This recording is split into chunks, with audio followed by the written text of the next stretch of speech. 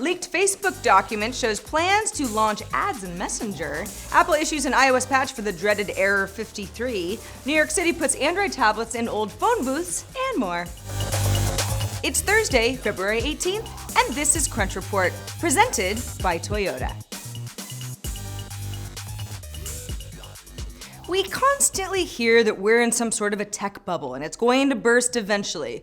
Now, there is new evidence that having unicorn status, aka being a company worth $1 billion or more, is not the rock-solid situation it once was, even a year ago. A co-founder of one secondary share marketplace, speaking to TechCrunch's Connie Loizos, says that although there aren't big discounts for those top 10 companies just yet, a lot of people are looking to sell shares. And not just that, but that new deals of A-list company shares are cropping up all over. Some of this has happened due to a number of factors. China's market downturn last summer, late and early stage investors easing up on investments because they get a little nervous.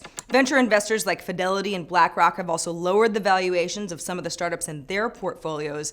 And then there's bad press around companies like Theranos and Zenefit, two unicorns that have had the ethics of their businesses called into question.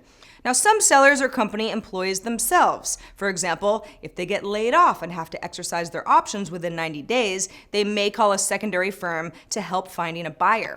In fact, secondary sales totaled $47 billion in 2014, which is up 80% from the previous year, according to investment bank Evercore.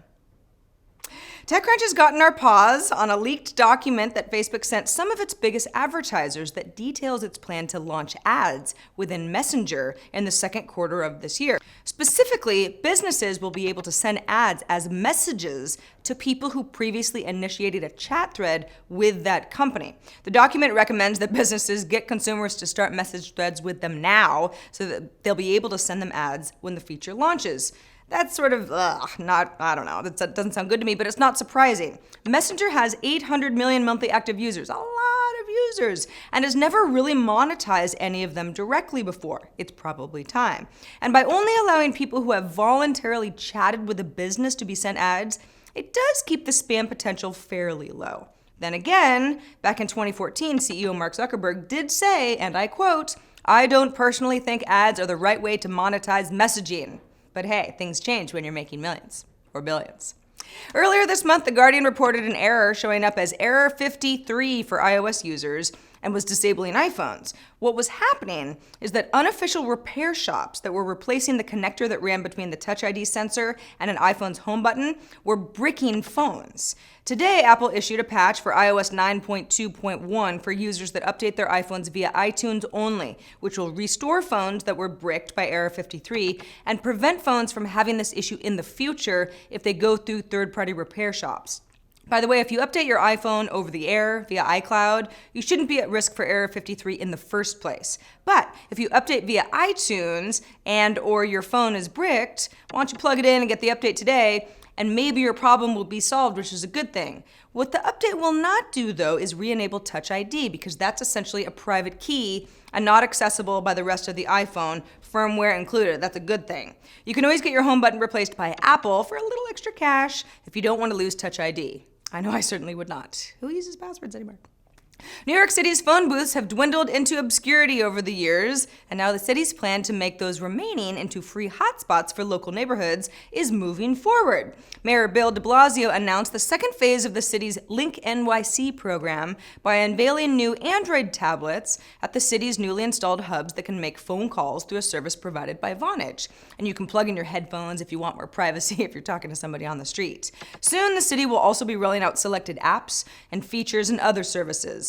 The tablets are now in 15 hotspots that are actually live along a stretch of 3rd Avenue in Manhattan, but the goal is to get 7,500 kiosks bringing gigabit speed and encrypted Wi-Fi and free phone calls to anyone in the US, along with mapping services and apps and just web browsing. By July, the Link NYC program will be connected in 510 locations. Now, here's something kind of interesting. Since the program was announced, one company in the City Bridge Consortium, that's the consortium responsible for the project, the company's called Intersection, which handles design and rollout, was acquired by Alphabet. Yes, that Alphabet of Google fame. I just wonder how durable the tablets are, because people are not exactly gentle with hardware on the street that isn't their own.